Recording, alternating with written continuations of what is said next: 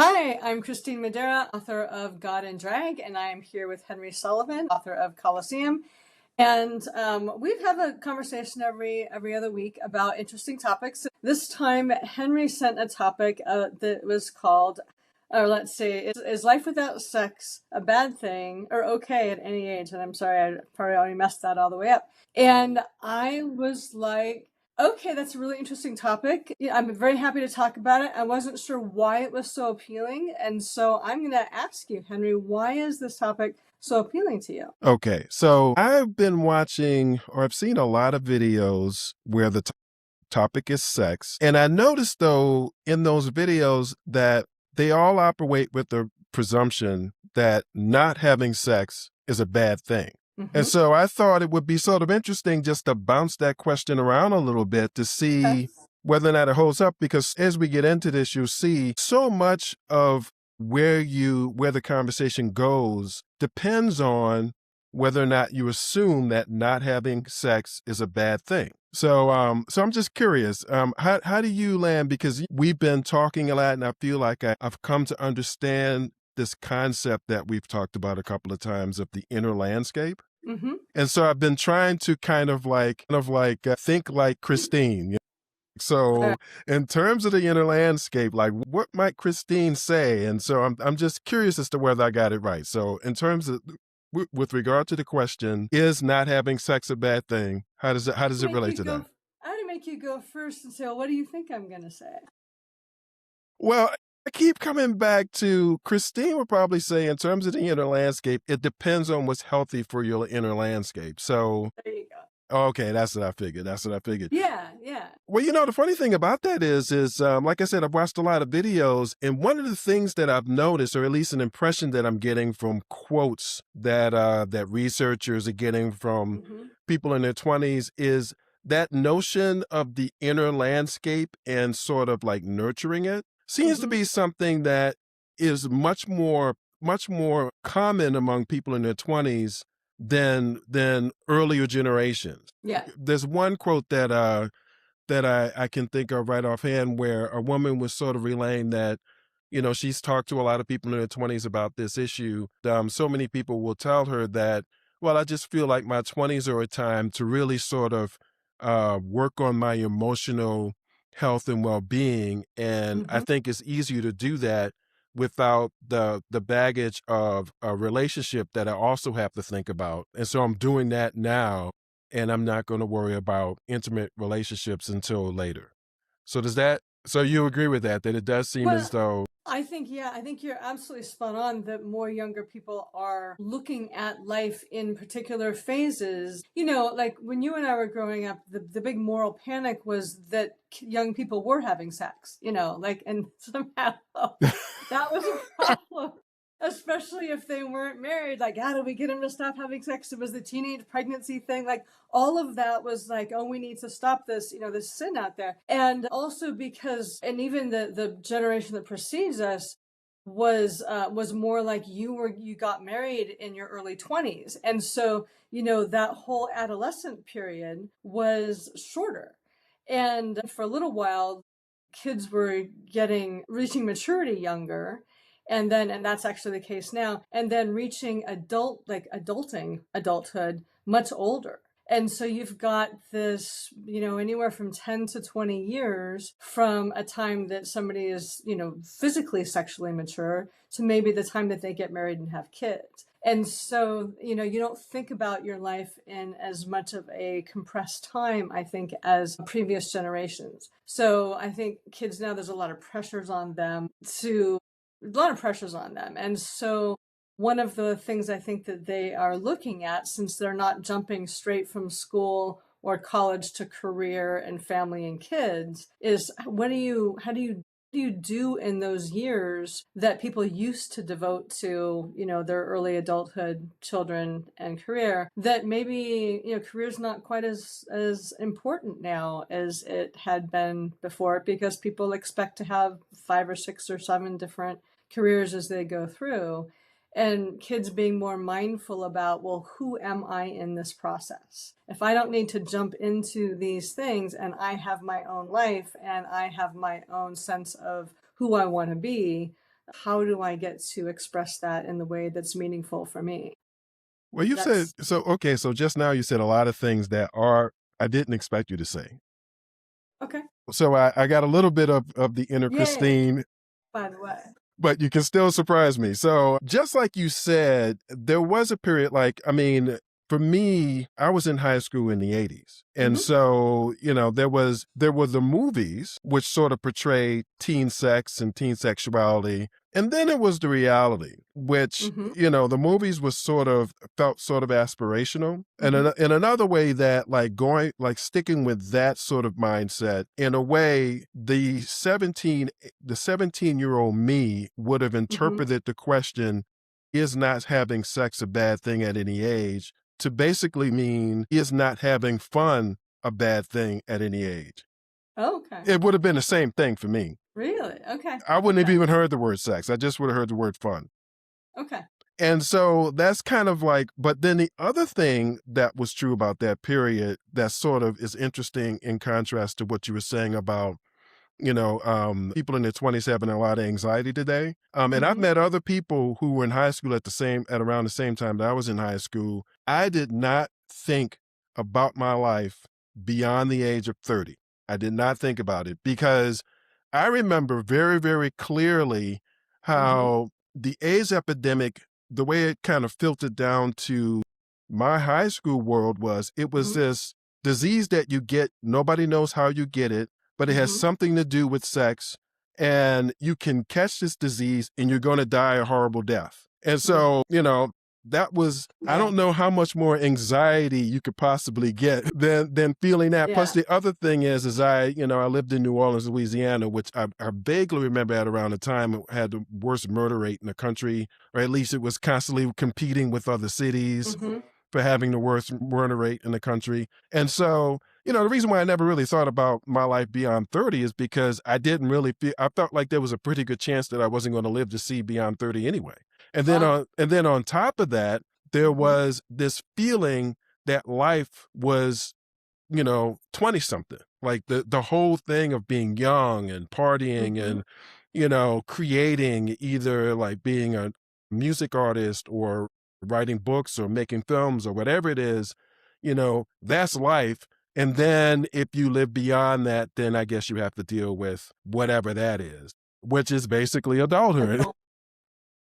Adult. And so that's a very, very different view of it. And again, I have met people from grew up in other parts of the country who said the exact same thing about not really expecting to live or thinking in Hmm. terms of living beyond the age of 30.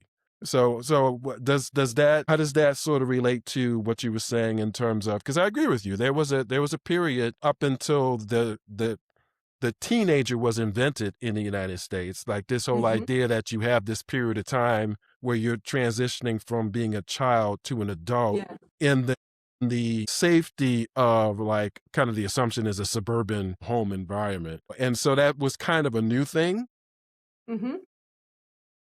And that sort of created this feeling that we have this experimental period where you can make mistakes, Yeah. and there's like almost like an infrastructure to help you deal with the consequences of those mistakes. But that whole way of thinking about it, because I did notice in some of these conversations in these videos where they were talking about sex, there is a bit of a structure that I noticed a couple of times where it's a person who is established in the field of talking, Hmm. either as a journalist or something like that, and they're Uh-huh. about our age, and so they're pretty well put together, and Yeah. that person is talking to a person in their 20s, and the Hmm. conversation almost has a, so how is life in Mars kind of feel to it. And I can't help but think, I was just like, like the questions are sort of like, oh my God, so, people are not having sex at your age and they're not, masturbating. Wow, my word. And I'm just like, I don't know. It just sort of has a kind of this sort of feel to it where it's like you build a residential community with no sidewalks, no parks, and very small Hmm. yards. And then you wonder why the kids are not going out and playing. Yeah. I mean, we have a society where people don't really do all of the accidental things that we did in the past. Like you mentioned, our past, it was just kind of, we were just bumbling along. Mm-hmm. And if you think about like, like the common sort of experiences that people had, so much of it was accidentally meeting this person, accidentally running into that Yeah. person, situations where like these kind of tropes about like meeting under the bleachers and stuff like that. Mm-hmm. And so this sort of, 40 years later or 30 years later, sort of talking to somebody as if we were so much more deliberate in terms of our intimacy is sort of amusing to me in some ways.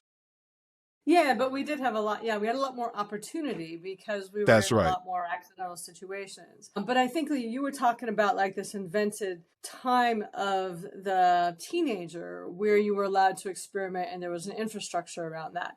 And I think as much as we don't have as much permission for people to make mistakes because we have, video that stays forever. Yeah, that's So a good there's point. that Yeah. issue. But My I God. think that infrastructure of life, of the experimental part of life, really extends into the 20s now for a lot of people, like, because that's where your early career, if you have a career, or your early job stuff, or how you're trying to figure out where you belong in society, where you're moving to your first place, whether it's in the town that you grew up in or city you grew up in or somewhere different, like you're kind of making your first forays out into the world. Hmm. And so that time of experimentation, especially because people are getting married later and later, if they get married at all, and Hmm. having kids later and later, that experimentation time has extended. Younger people aren't feeling that they're not feeling pressure to have sex as part of that whole, like, or at least through the entire experience. Like maybe that might be little seasons of it in different parts of that, but it's part of that experimentation phase, maybe or maybe not, depending on the kid. It is not like, the focus of that experimentation phase, because it used to be when you were expected to get married in your early to mid 20s. The time before that was to experiment sexually to find that person that you are compatible with. Hmm. And then now that timeline has been extended, so there's not as much pressure to, explore that and use that as part of your way to find a partner. That thing about the easy accessibility, like being on camera all the time. That's the one Mm-hmm. thing I hadn't. I mean, and what that reminds me of is in one of the conversations, one of the people who was a millennial, not a Zoomer, Mm-hmm. she said that she feels like she's always performing. Mm-hmm. And I was just like, always? And it kind of reminds me of, I remember I was in a community. I had a job where I had to travel around the county a lot.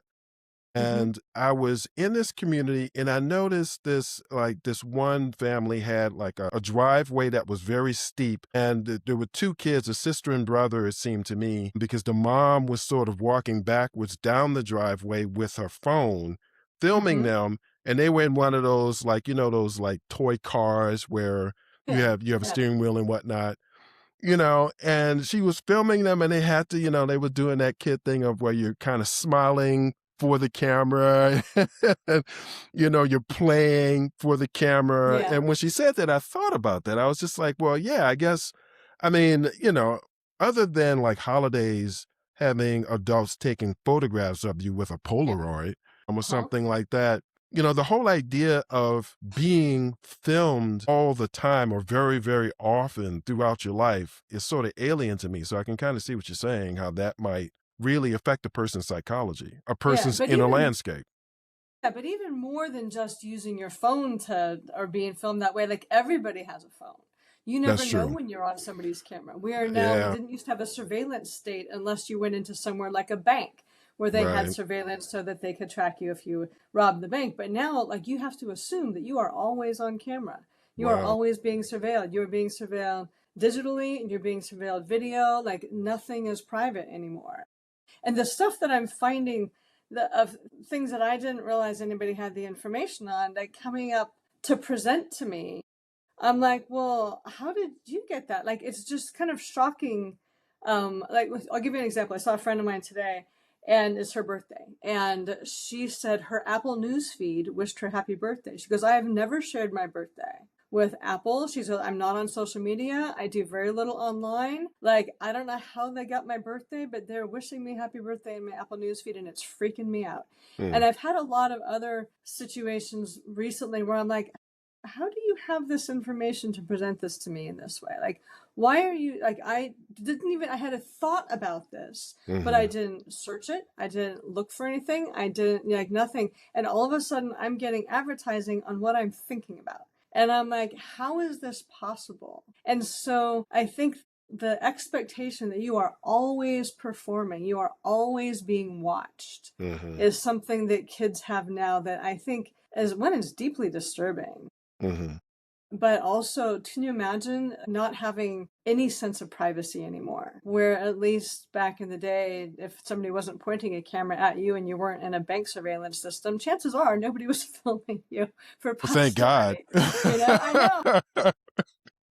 Thank God. Yeah, no, I mean, I totally see what you're saying. It sort of explains, a lot of the conversations that I've heard, even though nobody mentioned that. Nobody, I guess maybe it's so common that they all assume I think that, it's just a natural, yeah, it's an assumption that you have. yeah, You that of always have course cameras. cameras are everywhere, phones are everywhere. You Yeah. never know. That's something else. So yeah, no, but I still agree with you though that basically it depends on what's healthy for you. I know that there's a global population. I mean, countries all around on the planet are basically Hmm. people are having fewer kids. Yeah. You know, Yeah. and we're talking about different social, systems, different economic systems. It's just something that's happening. And so, I can understand why government officials would be sort of concerned about that. But the problem is, it strikes me as the kind of problem that's hard to fix as like a problem that you try to tackle directly without somehow like looking at all of the other things in the environment that might be contributing to that issue. Yeah, and it's the way they're going about it is a reactive stance because 40 Right. years ago it was like, oh my God, we're gonna run out of resources because we're gonna have 10 billion people and we can't feed 10 billion people on the planet. Like it was like we need to keep the population below a certain amount, or Hmm. that was the panic. So Hmm. we're always in this kind of back and forth from one extreme to another. And right now, to keep the systems running as they are, they want more kids because without that, you've got an aging population. You don't have as many kids that are working to be able to economically support older people. So I see it as a system problem, and also because we're needing kids to support a system that really doesn't work very well anyway. But also it's a hopefulness barometer that if people are not feeling like they can afford kids, that there's infrastructure for kids, that the world is going to be okay for kids, if that there's kind of not going to be as many kids because people are just not going to make that a priority if they can't afford it, if they are missing. You're not going to have kids before you have a solid job unless it's an accident, and that happens, but not as often as it used to. Like I think teen pregnancies and unwanted pregnancies are lower now than they've ever been because people are much more mindful about that, and that you can avoid that a lot more, and so you don't have the accidental parenthood as much as you used to. So when you can choose that, and you need criteria like a place to live that you can have kids there, enough money to pay for kids because it's very expensive, being able to orient your life around children in terms of childcare and things like that. Like there's a lot of things that go into having kids more so than just like all of a sudden you have this child. And Hmm. so being reactive to this problem without looking at all of those things, as well as what's depressing. There's a lot of male fertility issues that's are part of this, and that's the microplastics and all this other kind of stuff, estrogenics in plastics that can cause issues for fertility. There's a lot of things going on, and our reaction to them doesn't really look at the root causes, like you were saying, on a holistic level. Like how do we really change the system so that children are more welcome, and that we want more of them, and that people can have them, and that people feel supported in having. Yeah, I mean that's the I agree with you that this conversation in some ways is um are people becoming sour on the future. So in other words, do people, when you this focus on people in their 20s is in a way saying, is it the case that people no longer look forward to the future? And I'm kind of like, well, duh, you know. Yeah. Yeah, because like you were saying, when you didn't expect to live beyond 30, and there's a whole like rising Gen A thought. They're thinking, well, I'm not going to survive, not because not them personally so much as that humanity is not going to survive. I'm part of humanity, therefore I'm not going to survive either. So I think there is a fatalism, and why would you want to invest your life in having kids if you can just keep yourself alive and have fun and do what you want to do until humanity blows itself up? So yeah, I think there's a certain hopelessness out there that is driving part of this too. Well, that's the other thing is in these conversations that I've watched, it doesn't sound like people in their 20s are having much fun. And one thing that kind of occurred to me because I kind of thought about the different social movements in American society at Mm-hmm. different periods, not necessarily going all the way back to like the women's suffrage movement, but if you think about the civil rights movement, the anti-war movement, the free love movement, Mm-hmm. and if you think about those movements, it's hard to talk about those movements without talking about music on some level. Like Yeah. there's often a song or an artist or Mhm. a musical movement Yeah. or a concert or something A like that. whole culture around music, and all of those had a culture around music that, yeah, we don't have. Well, I was thinking the same thing, and then Where did one you of the find it? well, one of the videos, I forget the guy's first name, but his last name is Khan. Like they kind of quoted him because now you can quote people because people post things Hmm. on the internet, like through social media. And they quoted one of his posts as basically saying something to the extent of, uploaded my songs to TikTok. I took an Hmm. edible. I went to sleep. And when I woke up, I was famous. And and like these were two people, unlike the other setup that I told you Uh-huh. about, where it's a person in their 50s basically talking to a person in their 20s. This was a conversation between two people in their 20s. Cool. And they were both saying how, well, this guy has a very Northeastern sort of vibe to his music that I really relate to. And Hmm. the key thing though, because there are other bands that I've heard of. I think there's a band called Geese that like is popular among people in Okay. their 20s and stuff like that. But this particular guy, the thing that they said specifically is that his music speaks to a moment that we're living in. They specifically Okay. said that. Huh? But I think that quote of, I uploaded my songs to TikTok, which kind of almost Hmm. sounds like he recorded the songs by himself. I mean, I don't know that Yeah. he did, but it sort of sounds that way. Then I took an edible, went to sleep, and woke up and I'm famous. So, unlike all the bands that we can think of where, they performed at CBGBs for years, or they Hmm. performed at this, Yeah. that, or the other thing for years and gradually built up, this audience, and people would talk about how going to these concerts, affected their lives and all this kind of stuff. Yeah. None of that happened here, and here he is Yeah. he's speaking to a particular kind of isolation that's very common among that generation, in his songs, and he's Hmm. he's reflecting it in the success he's had with this music. Good. So Okay. it's fascinating. It's like I wonder what it would take to have something similar to, because like I said, I don't know. I mean, I'm not an historian, so I don't know that this connection between musical movements and, like you Hmm. said, music scenes, this connection to that and all these like mini revolutions, social revolutions, Yeah. whether or not that goes all the way back in American history or whether it kind of starts at a particular point, maybe with, I mean, I have seen I think I remember seeing a documentary about jazz and jazz's Hmm. relationship to, the things in the 30s, but Yeah. I don't remember that documentary making this as close a connection as documentaries I've seen about like the civil rights movement, the anti-war movement, and the free love movement.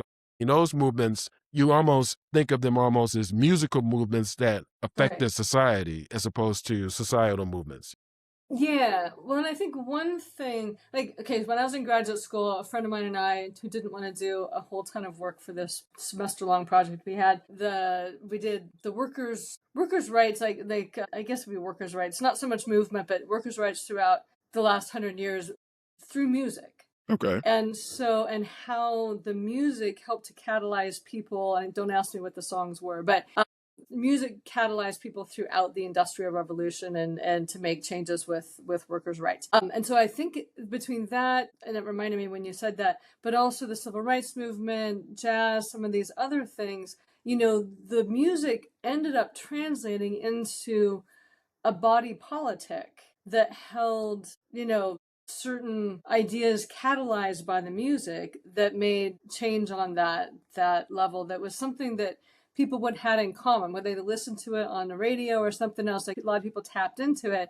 And we'd had this conversation before where there's so, like, it used to be that you only had, like, you had AM and FM, and you had um, three network stations, and you had like the countdown on Sunday about the top whatever songs that happened to be. Right. And those were the songs everybody listened to. And you might have like the country countdown and the other countdown, like all the rest of the countdown, or you might have various little countdowns, but they were the music that's playing on the radio. And that's what people listened to. And everybody had at least exposure to, if that was not their favorite music on the radio, you didn't have a choice. You had to listen to it or buy the record and listen to something else. So I wonder with this music, if it is, because everything is so distributed now, if it's enough to be able to bring a shared experience into a body politic or a body culture that actually can be cohesive enough to make a change in this particular generation for more of a world that gives them hope. See, my answer, my guess is no, because like I said, I was exposed to this guy, and like I said, his last name is Khan. He's from Vermont. Mm-hmm. Um, and I was exposed to this guy through a conversation that I witnessed on my laptop between one person in their 20s who Mm-hmm. loved his music, who was in DC, I think, and another Mm-hmm. person in their 20s who loves his music, who's currently living in New York. And they were having a conversation virtually. Yeah. So, Yeah. and so, Right. Which and is very different. there might be millions of people their age who love this guy's music, and it's they're moved by it, and it's really speaking Yeah. to their anxieties and all that kind of stuff. But if they never gather, Yeah. and Yeah. if If this there's no isn't Woodstock for these kids. exactly, Yeah. exactly. And so if that doesn't happen, then it's kind of hard to see how it's going to lead to a particular social revolution. Yeah, I know it'll be interesting to see how life as we know it now, for kids in particular, young people. I mean, sorry, kids. I mean, like 35 and younger. Kids I used to babysit, to be able to figure out how to organize politically and how to organize socially and culturally and globally, because that's one thing that is available now for young people as a body culture that was not really available to us when we were growing up. Like, you were in your country, and chances are you were really isolated in your region. Like, it was whatever was going on in your region is what has the most important for you. And then we got a little bit more national later on, but not so much international. But that right now is something that is highly available if there are ways to organize and catalyze that on a global scale for younger people, in helping to create a world that is more hopeful, that they might want to have more sex. Well, actually, To get back to our topic. to get back to our topic, yeah, I agree. I totally agree. Well, actually, I think the absence of a musical scene that's specifically, speaking to, these issues, because if you think about it, I just named a bunch of social issues, anti-war, civil Mm-hmm. rights, Yeah. and free love. We've got all three going on right now. The United States right now is at war with Iran. Right. We've got basically a theocracy imposed, in an attempt Mm-hmm. to impose a theocracy on the country, Right. Yeah. and we've got like attacks on body autonomy for women, Mm-hmm. going on at the Yeah. same time, and there isn't any music associated with that at all. Well, the one that there is the old is Bruce Springsteen. He's been out there making new music. I mean, not it's not a huge thing, but he's been out there making kind of The streets of his rebel Minneapolis. music. Yeah, I know. Yeah, yeah, yeah. But he's like what, in his 70s or maybe 80s? I don't know how old he is, Right. but you know, I think that's the problem though, because yeah, this I think this is a young person's thing. Like one video oh, it is. that I saw, they were talking about how, in like the anti-war movement was very much on college campuses, right? Hmm. Yeah. And they're like, college campuses are almost silent when it comes to this right now. And I think part of the reason is because there is no music to bring There's people no. together. Yeah. And that's also the reason why it's so hard to gauge whether or not people agree or disagree or are frustrated or angry. It's so hard to know Hmm. what's going on in the country Yeah. because there isn't any kind of all of our art is basically disseminated through corporate platforms, Hmm. Hmm. and so as opposed to, a bunch of people just kind of get together, they form a group, they start performing and people start meeting and, Yeah. I mean, they're not at the point yet where they're selling millions of records. They're just at the point where a whole bunch of people just love their stuff and they're having a great time. Yeah. And it seems as though so many of those bands were at that point first, and then Hmm. eventually they sold, a whole lot of records and became extremely wealthy and icons and all that kind of stuff. But at first, they were just the guys who were people who went to see, or guys and women, Hmm. in some cases that people went to see. And we don't have anybody at that phase that I know of. You know what I mean? No, I mean nothing really. I mean, well, Taylor Swift maybe Right, but that goes back to for the women and corporate, the girls, right? But platform, and then it does. speaking to the moment. But she is actually, and I just thought of her as somebody who is a musical icon at this point. I don't really Yeah. follow her, so I have no idea, but that really speaks to women and girls and even guys and men because she has quite a following across both. Well, there's a name for it, Um, Swifties. I mean, there's a name for it. yeah, all So the to your point, Swifties. yeah, to your point. And I don't really know. I don't know if she's catalyzing that into more social or political things. But she's one, and she's the only one I can think of that has that current icon kind of status. But maybe there's other people that I'm sure there are other people that I have no idea. But there is somebody, younger person in my life who was trying to get tickets to Ticketmaster because what a mess that is, for a concert for somebody who I don't know. I can't tell you who he is. Popular singer though, and ended up having to buy the tickets. Ended up buying them actually for performing in London. So, which actually was less expensive than buying them like in New York City or buying them somewhere she had to travel in the U.S. So, and you couldn't get it was nowhere close by. So, it was cheaper for her and her friends to fly to London, which hopefully will work out because it's in a couple months, to see this person than to be able to travel and do that in the US. But there it was somebody with enough following that you couldn't get tickets and people were really wanting to see this person in person. So maybe there's more of a music scene than we think. It's just not the same kind of distribution. Like they're on things like Spotify and on the corporate channels, but it's not like they're, out signing album covers on the street or anything like that. Well, yeah, I mean, Or kind small. of, kind of like you're saying, like connecting it to the topic that we're having now in terms of like the things that would make people decide, or not Mm-hmm. even so much decide, create the opportunity Yeah. for people to be intimate. I mean, getting together just seems to be the thing that's missing. I mean, I'm curious. Did you watch the Super Bowl this year? No, I'm like you. I live on the East Coast, and for me, that's just too late.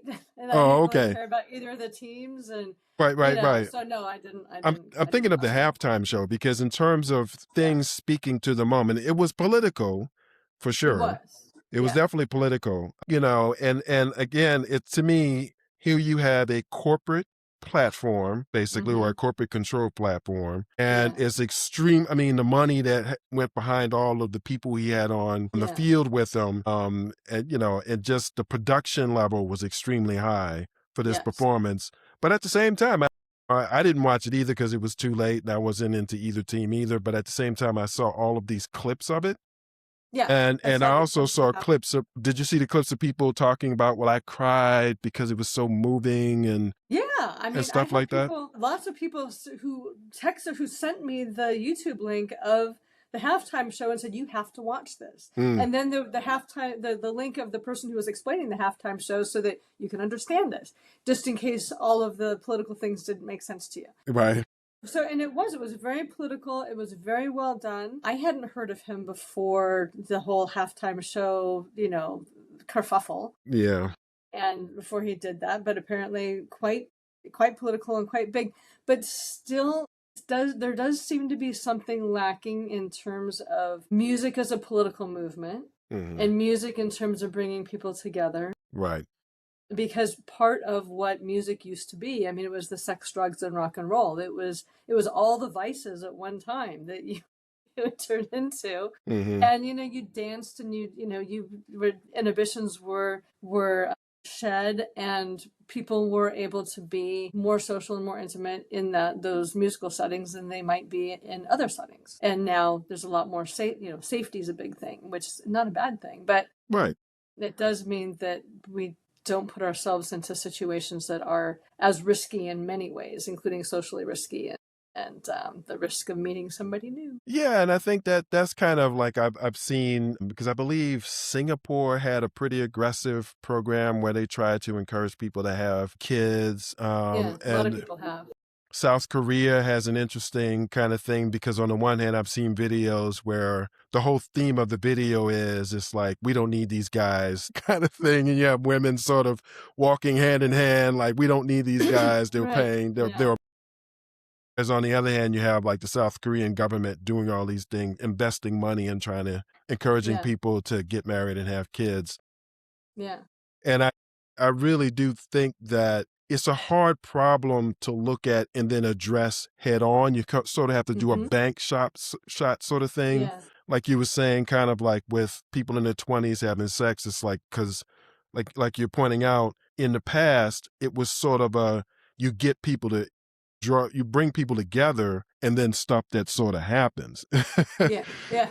And that seems Especially to if you be add like alcohol or drugs, like all right. those things Exactly. that are social lubricants and that it reduce inhibitions. Like, that was the formula. Yeah, exactly. And then, I mean, and it's not just, like you said, vice ridden sort of environments. There are a lot of No. people who met their spouses at work, and, you Yeah. At know, church and yeah, different at things. Yeah. church, exactly. Or people who met like people in college, Hmm. and stuff like that, or met someone through a friend that they're really close to in college, Hmm. stuff like that. And so I think it's really the breakdown of all of those opportunities to get together that's much more related to the issue of um, procreation and having kids and Yeah, well, getting and to married. speak to to bring it back to the topic then too, is that's broken down not just for coupling, but across all of our social Right, interactions right. and connections. So the problem,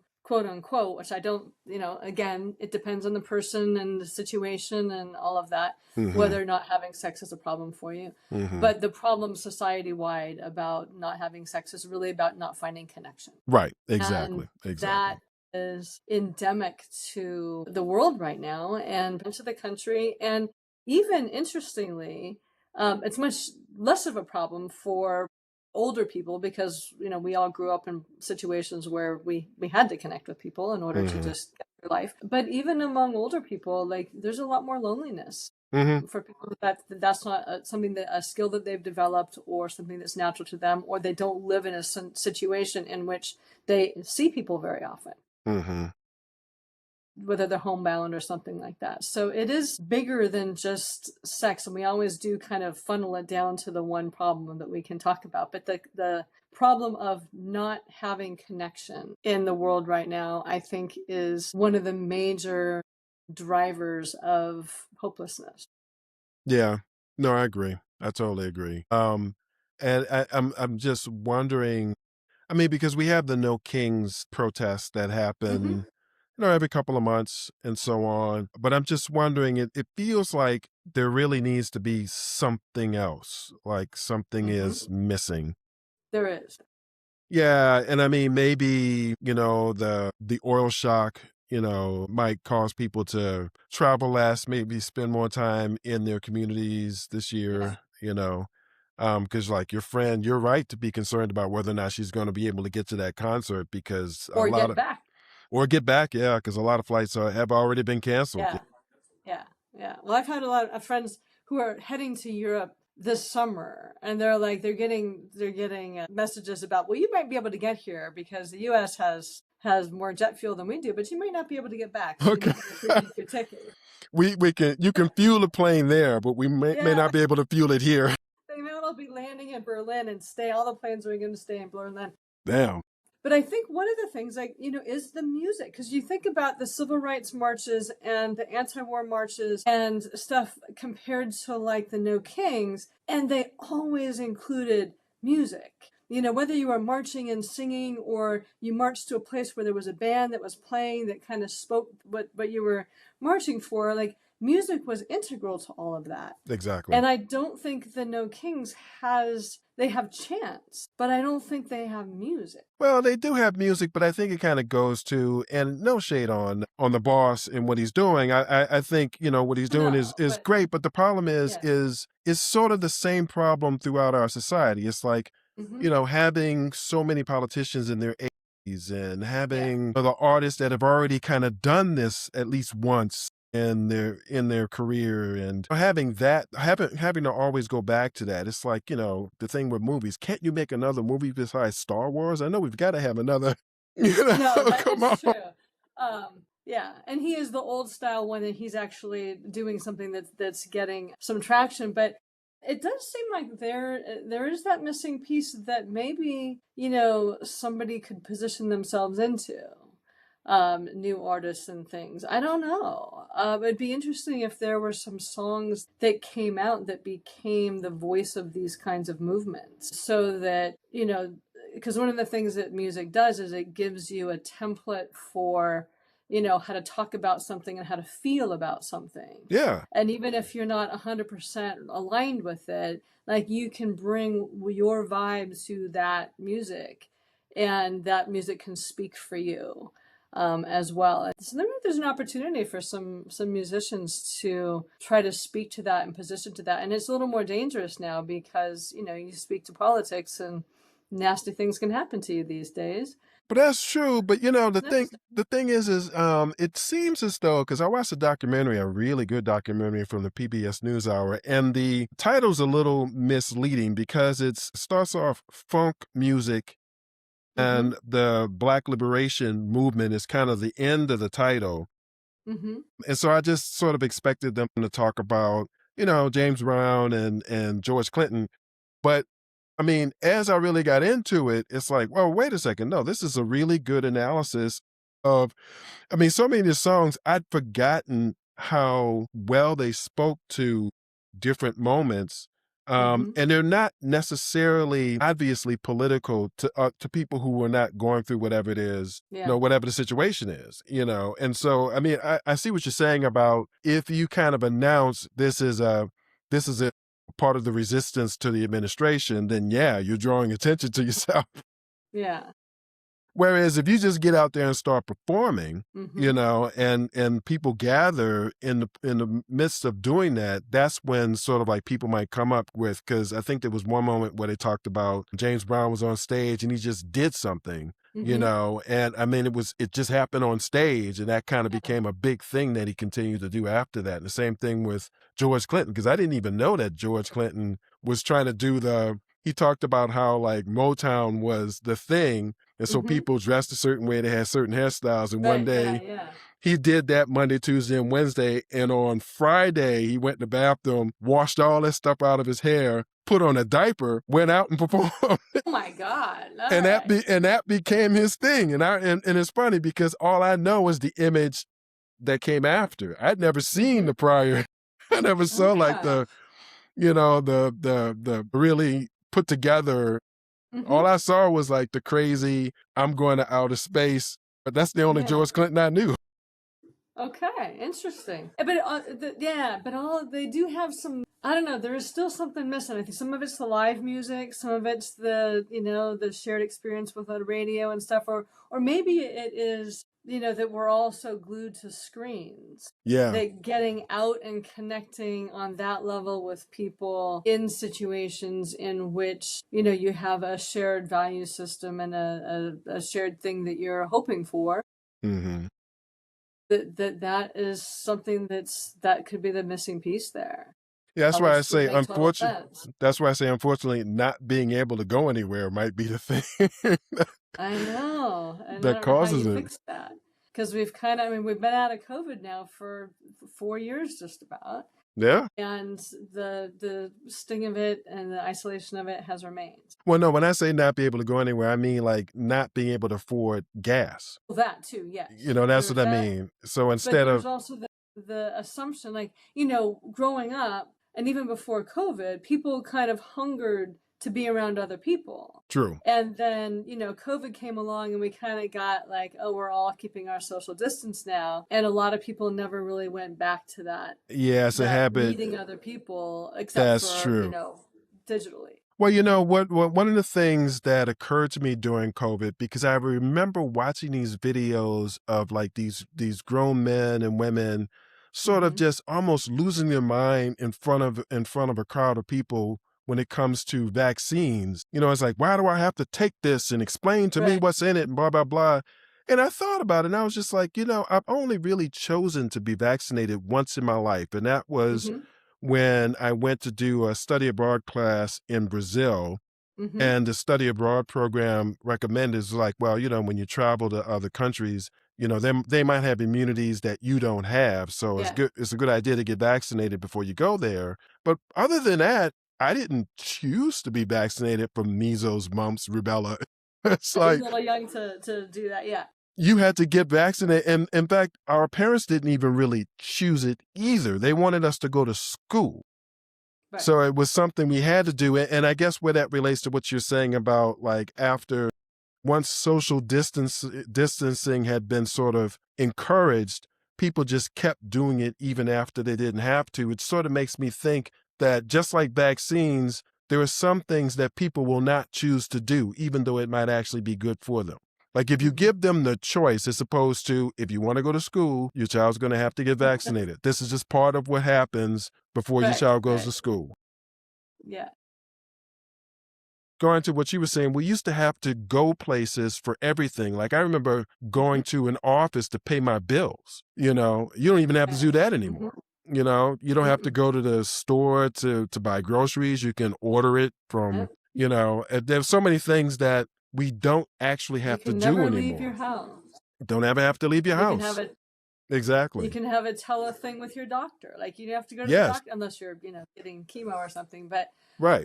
yeah, there's a lot of things that, and in some ways, those many of those things are very nice. Yeah, that's But true. It's if you convenience. use Yeah. them, yeah, if you use them in a way that keeps you isolated, like that's a problem. Yeah, no, I agree. I agree. And I think that the accidents, the unexpected things that would happen that have happened throughout our lives because we just happen to be a particular place, you run into a particular person or whatever, or Hmm. even you might just witness something. You may not ever see those people again, but that sort of stays with you. It made you laugh or smile or whatever. So yeah, I think part of the problem, I think you mentioned this earlier, is that we're just don't have these opportunities to experience these things anymore. And something needs to happen that creates those opportunities for people again. Well, they're talking about how many bots are taking over the internet. So, it's anywhere from like 50 to 75% bot interactions now and all these things. So maybe it'll just break itself and we'll have to go out and talk to each other and figure out how that works, Wouldn't that be funny? That sounds like a pretty good movie where it's like the internet breaks down and people walk outside and it's just like, is yours down Whoa. too? It's like, what Yeah. happened? What do you think happened? I know, I know. Well, and it's not because we were after Helene, like we didn't have internet for, I don't know, we didn't have power for a week, and we didn't have internet for about 2.5 weeks. Hmm. I mean, it had some some people had some little satellite things you could bounce off of, and you got everybody got like free data. It was so taxed you could barely use it on your phone. So you're able to do little things here and there, but like people who hadn't paid bills, I'm like, why are you not on auto pay? But I remember people, well, there's no gas because you can't, and then there's trees down everywhere. And Hmm. people are like, oh my God, I've got to drive halfway across town to pay my bill.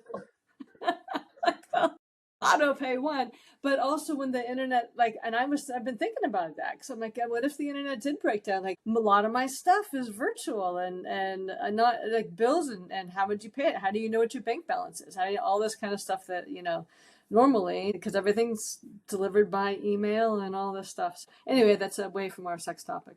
It would not be a bad thing. I do think it would be an interesting turn of events if we could still have the things like online banking and some of the stuff that would be really a hassle if there was no more online stuff, but we were forced in one way or another to interact with each other more and have those accidental moments more than just at work or at school or things like that where it's organized, but so to have to really actually go out and take a risk and talk with somebody and have an interaction doesn't have a predetermined context or outcome. Yeah, I think the way to do it is to create opportunities where people are encouraged to do something for one reason, and it's in mass.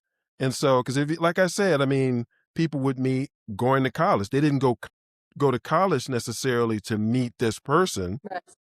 I mean, ostensibly you're going to be educated, right? You're going to school, or you get a job in another city or something like that, or just going to the grocery store. You're going to buy groceries. You're not actually going to meet people, but while you're there, that's You what do. happens. And if you have any kind of stability in terms of the employment, because in a lot of places, notice, I mean, especially traveling around the country and then living in places for like a couple of weeks, some places have way higher turnover than others. Mm-hmm. Where like, you might meet somebody who works there this week, but they may not be there 2 weeks from now because like Yep. Yep.